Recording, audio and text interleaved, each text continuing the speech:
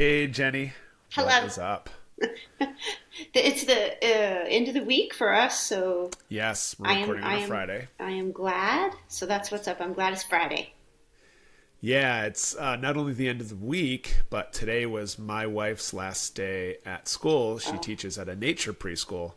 So Hmm. she's done for the summer. And for those of you keeping track at home, it is the 19th of May. So she's even on summer break before my kids are on summer Oh break. wow. Okay. So she's on cloud nine, I and bet. rightfully so. Yes. Well deserved, I'm sure. Yes, and rightfully so. Mm-hmm. But yeah, we were chatting just before we hit record. It's just been such a hectic, busy day for me. Um, sometimes I would like to think that Fridays would be like, it's kind of just relax and coast into the weekend. But there's so much going on. I was even late. We were supposed to start recording like almost 20 minutes ago. So I was late getting here. I was texting Jennie. I'm like, I'm so sorry I'm running late. And of course, you're like, oh, no problems. Let me know when you're on. Then eventually, like, I'm just going to go ahead and get in the studio and just let me know when you get here. Practicing. I know. But I kind of felt like just the rush of all these things going on, all these things I would like to take care of and do and need to get done, and the expectations. Like one of the things is I met with my partners. We own the gym together, and there's a couple things we needed to address and take care of, and nothing major, right? Just stuff we needed to communicate on and make plans for. But it was enough to like just give me a sense of, it wasn't even a sense of like anxiety. It wasn't even a sense of like anything ominous. It was just enough to take me away from my center, Mm. right? To have my mind thinking about other things and then just get into this mode of like, I need to react. I need to make a plan. I need to figure it out. Mm. And then get home and we're still doing our home remodel. So today's like a big day. They're putting in kitchen appliances. Ooh, So, fancy. yeah, right. So there's Uh-huh. all this like energy around the house, things that are being done, and the water's shut off, and we got to do this and that. And it made me realize that just before we got on here and hit record, and I feel like we've done this in probably 30% of our episodes so far. I just needed to stop from the busyness of the day and just, you said it, our feet are on the ground. Take an intentional breath, realize I'm breathing in, and just be really intentional about being right here, right now in this moment. Yeah. That is such an simple but not easy thing to do. Man, what a skill to have in your toolbox. And I realized, actually on the way here, kind of preparing for this, I realized that when I got pulled away from my center, I forgot briefly for a moment who I was, what my identity and value is, what my worth is, just long enough to feel off kilter, to feel off center. Mm-hmm. And we want to talk about the idea of identity and self-value today because it's so important. Even last time we recorded, we talked about these elements of lifestyle design that are really important and go into building a really fulfilling, deep, mature, meaningful lifestyle. But none of it matters if we are disconnected from our true identity and we don't value ourselves. I think that concept is what we're going to talk about today. Mm-hmm. So we're not experts on this subject. We're not trying to be. We're not here to guru anyone and, force some crazy positive psychology at anyone to make you feel good. Now, if you feel good, that's great. True. But we want to talk. We are really just kind of documenting this discussion and this journey about how identity and value fit into this larger picture of designing a really powerful lifestyle. Mm-hmm. and just leading each other home through this discussion. Yeah. So I'm really excited for that. So thanks for being willing to chat about this today. I think it's an important topic. It is. As you were talking, I was thinking I've had some instances just over the last couple of weeks where things have been pointed out to me where I am off center. Mm-hmm. And the reason I'm gonna go back and ask you a really important question, I think, before we even talk about identity, is you had enough awareness even within your meeting that you're like, wow, something feels off, right? Yep. And the last few months, I have not even had that awareness.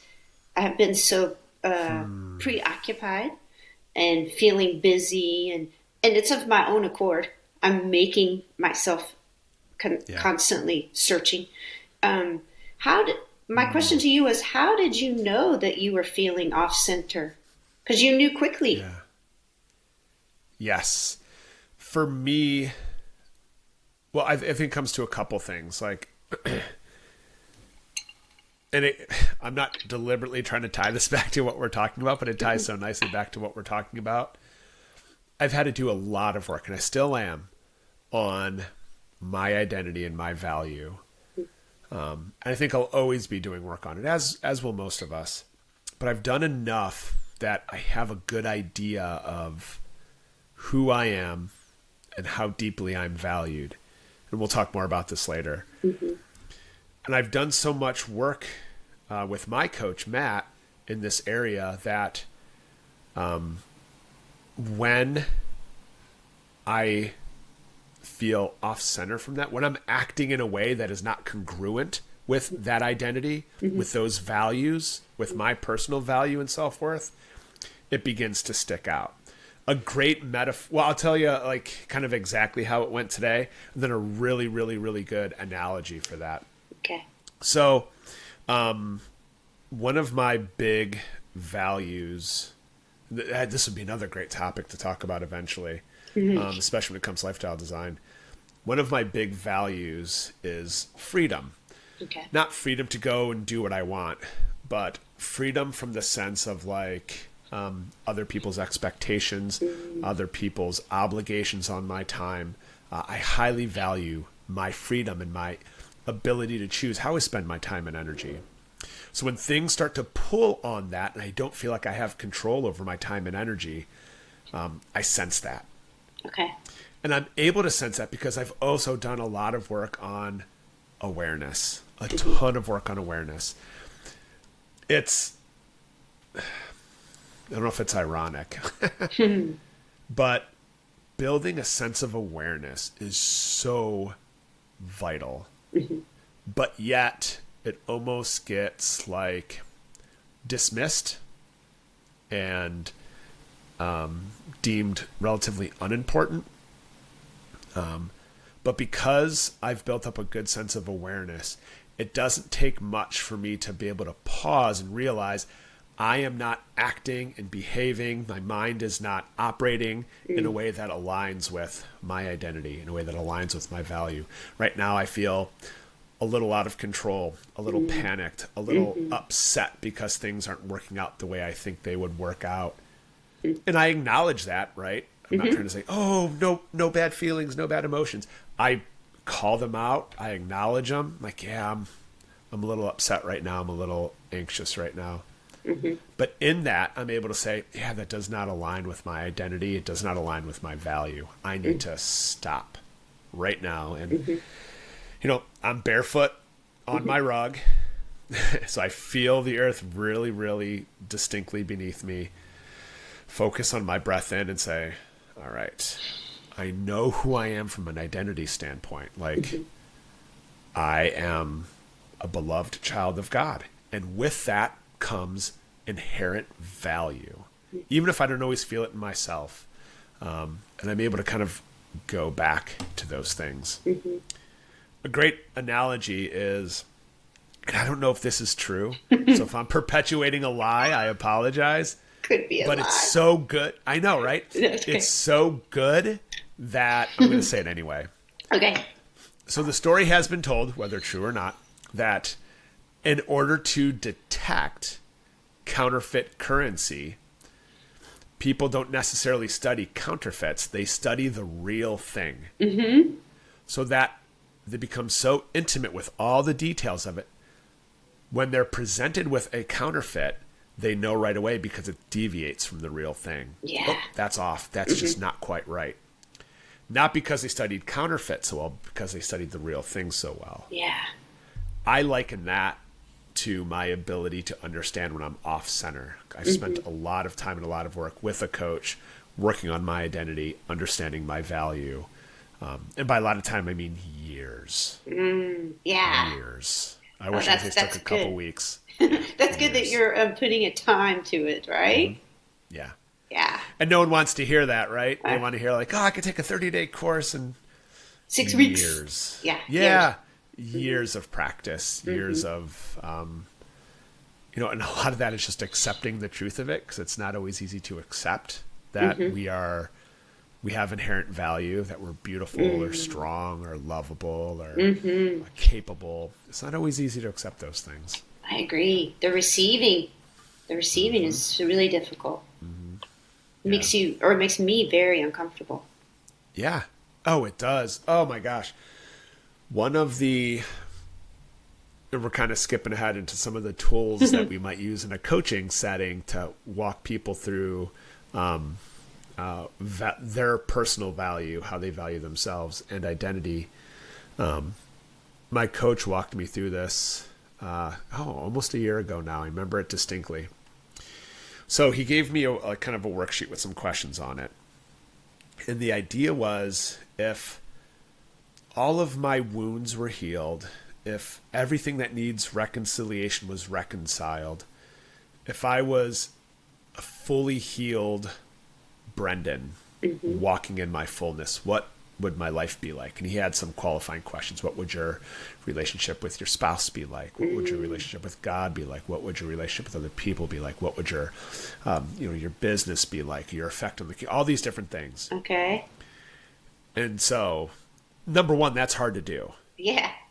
Imagine what your life would be like if. But I did the homework. I wrote it down. I'm like, it'd be all these things. And as difficult as that was, when I was done, he's like, can I see your paper? I was like, yeah. And I handed him my paper. And he sat back and he read it to me as though it's true. He said, he's like, Brendon, you are a present husband, and you are this and that, and you're this kind of dad, and your kids love you, and you are this kind of person. And I squirmed so much because it was so difficult to hear and receive that. Yeah. So difficult. I almost wanted to be like, Matt, stop. Like, what are you doing? Like, stop. Yeah. It was wild. So that receiving is so uncomfortable. I would probably cry. I was assuming you were going to say you were crying. I would cry. I almost started crying now, just recapping it. So yeah. Yeah. Powerful. Very powerful. But when it comes to matters of identity and value, so much of that has to be validated in us and affirmed in us by someone else. That's a great point. Yeah. Yeah. So let me kind of back up a little bit before I continue, and we'll pick up on this. So when I say identity, I mean, in this context, identity in what is inherently factual and true about you as a human being, like at your core as a living person. I don't mean identity in like a matter of social, political, economic preferences or belongings or statuses, not even in the sense of like gender identification. Not in any of those senses am I referring to identity in that aspect. What I mean is, by default, as a human being, what are true things about you? And I like to say identity is non-negotiable. It's a fact whether you believe it or not, right? So like, this is a cell phone. Whether I believe it or not, it's still a cell phone. I believe identity is that about people. I like the non-negotiable. Yes. Not up for debate. It's not. And those could be things like, you are lovable. You do have worth. You are capable. You have something to offer. Things like that. I believe this about every human. Who was I talking to about this? I was talking to someone about just choosing to believe the best in people. And if I'm going to be wrong, I'll be wrong believing the best about them. So even if they seem to be like this terrible person and they're not kind to people and they do all these terrible things, I'm like, deep down inside, there's probably some wound that's making them act out in this way. I believe at their core they're a good person. And if I end up being wrong, I'm okay being wrong coming from that perspective. I'm okay with that. Value. Yeah. No, go ahead. Well, okay, I want to say, I want to like kind of pause with the things you just said, okay, because you landed on these are true things, these are non-negotiable things, even if you don't feel that way, right? Yes. And something I reiterate a lot with my clients, because I have to reiterate it with myself, is just the simple 3 words: feelings aren't facts. Yes. I may feel like I really don't contribute anything, but that is not true, right? Absolutely. And so I think we begin sometimes when we lose sight of being, we don't know our center. We don't know our identity. It's because we've believed that the feelings we have, which aren't wrong, right or wrong, hopefully we can learn to have them be neutral, but they aren't facts. And so I think I just wanted to pause and stress that, because I think we land a lot on feeling and basing decisions off of a feeling, if that makes sense. Yeah, that's a great point. And when I think there's 2 ways we get disconnected from our identity in that aspect. And I think one of them can come like traumatically, especially as we were growing up or as we were young, something happened or something was said, or maybe something wasn't said that told us that we weren't valued, told us that we weren't lovable. And we carry that identity forward, or that misidentity forward, right? Or on the other hand, like what just happened to me today, it could be very passive, very subversive, definitely not traumatic at all, but the busyness of life and all the different things that could pull us in different directions can just subversively for a moment pull us away from that identity of who we are. But I'm glad you said that, especially about feelings are not facts. And just to add that, like we are not our feelings. Feelings are something we have. Feelings aren't something we are. Yeah. And like you said, they're not good or bad. Right. They just are. And I think that's another skill, being able to kind of disassociate from your feelings and say, that's anger right now. I'm having a little bit of that anger. I'm having that. I am not angry. I'm having some pretty angry feelings though. Can really help us deal with those, but probably another episode for another time. That's a really good topic. That's true. Okay. Yeah. Okay, I just wanted to pause there. That was it. No, that's a great catch. I love that. Value, on the other hand, really, this is the more subjective part. I believe this is how you see yourself. This is how you see yourself.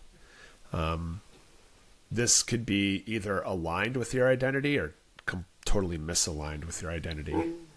Because the truth about you is that you can be, that you are valued, that you are lovable, that you are capable. But if you do not value yourself accordingly, you may tell yourself a completely different story, or allow yourself to be told something completely different. That you're not lovable, that you are not capable, that you are not worthy. And those are dangerous stories we tell ourselves when we don't value ourselves accordingly. I want to go back to the sentence you said just before you gave more insight. Value is one, how you see yourself. And then I think you said something along the lines of it may not necessarily align with your identity. Correct. So it has the possibility to not line up. Yeah. So a good example of that is, for me, this is a good one because this is pretty atypical. I'm very, very risk adverse. I don't take a lot of chances. I don't take a lot of gambles. I don't step out. Even doing something like this is a little bit crazy. We're wild. I know. Other people, they're like, yeah, just another day. But being very risk adverse for a long time, I played it very, very safe.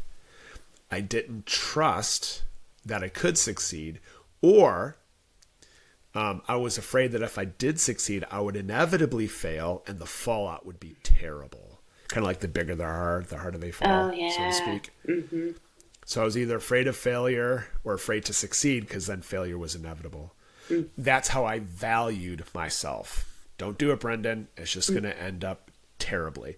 And this so happens to be tied to traumas in my past that I've worked with. The truth about my identity is that as a child of God, like, I should be the most free to take risks, to live daringly, to live an adventurous life, because I already have the undying approval of God in my life. And if that's the validation I need, like, you have what it takes, Brendon. If that's a validation I need, that's part of my identity, I should value myself differently. That's a great example. I'm still trying to get there. I'm still trying to get there. I still find myself playing it safe or sabotaging efforts to do something a little more risky. Still working on it, though. But that's part of the journey we're documenting. Right. And I'm going to go back to what you said at the beginning. I think this is our lifelong journey.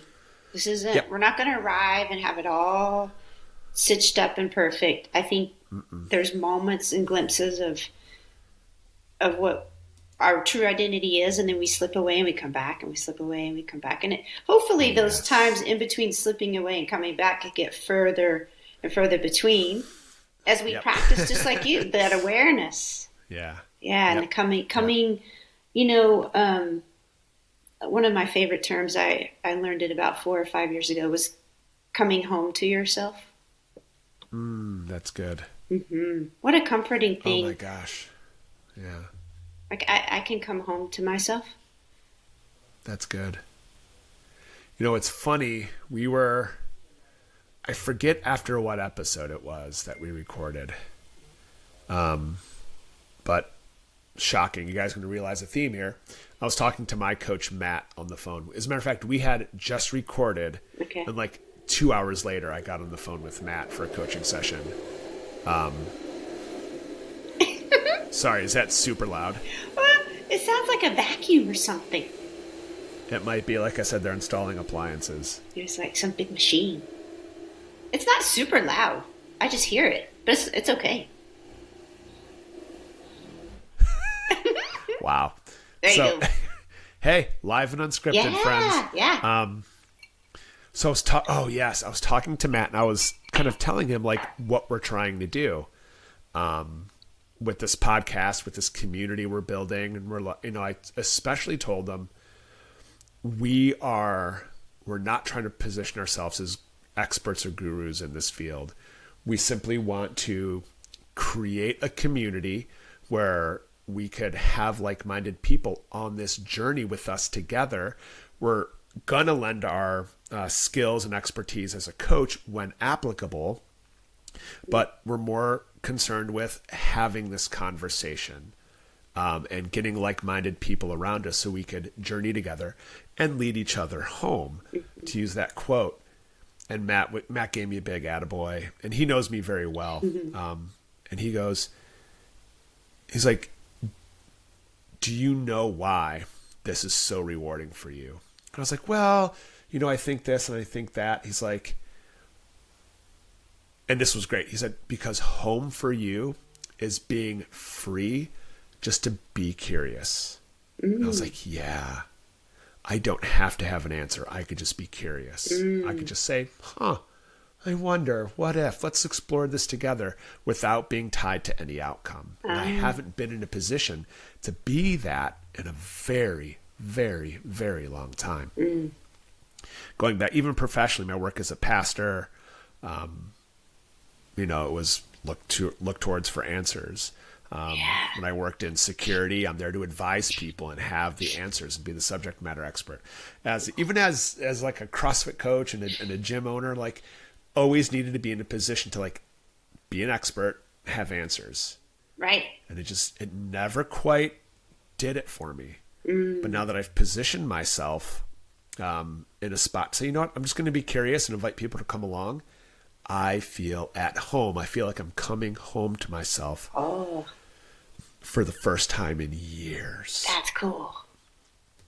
So what I did is I actually jumped in the studio, like solo, and I just recorded my stream of consciousness for like 7, 8, 9 minutes. Yeah. So it's actually recorded somewhere. So if we want to put that out there as like a little bonus one, my stream of consciousness after that call with Matt, that would be pretty dope. That's cool. Yeah. That'd be pretty cool. Yeah, because at that moment, you were like filled up and vulnerable at the same time.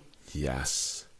And then I kind of realized the connection at that moment between, number one, that great Anne Lamott quote that you've brought up that is really, really stuck as kind of our cry in what we're doing here with Woven, leading each other home. That beautiful, beautiful quote. Tying that to why I found this so rewarding. And it takes someone like Matt, my coach, who knows me so well for these years, to know that I highly value that.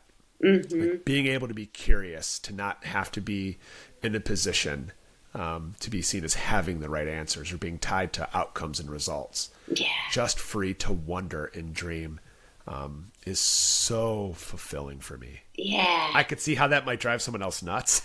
Right? But for me, that is so fulfilling. Yeah.